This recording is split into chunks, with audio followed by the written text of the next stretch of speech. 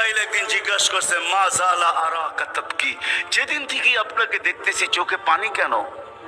কখনো পানি ছাড়া তো দেখি না। চোখে পানি টল টল টল টল করতে থাকে, মাঝে মাঝে গড়ায় গড়ায় পড়তে থাকে, এত কাঁদেন কেন? এত কাঁদেন কেন? বসে যেদিন থেকে জান্নাত জাহান্নাম দেখা আসছি উম্মতের ব্যথা আর চোখের পানি বন্ধ হয় না। উম্মতের জন্য চোখের পানি বন্ধ হয় না। আজকে ওই উম্মতকে আল্লাহ ডাকে। তাইলে আমি বলবো না কেন আব্দুল কাদের জিলানী লিখবে না কেন? চিনেন আব্দুল কাদের জিলানীকে? চিনেন? আরে নাম শুনছেন কোনদিন?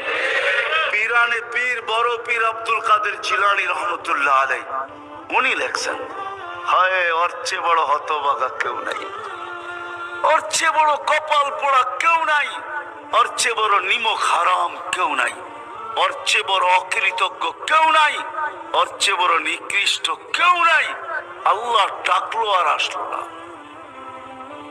নামাজের জন্য ডাকলো আর আসলো না, আসলো না। বলে নিকৃষ্ট কেন বলছে আব্দুল কাদের জিলানী রহমতুল্লাহ আলাইহি?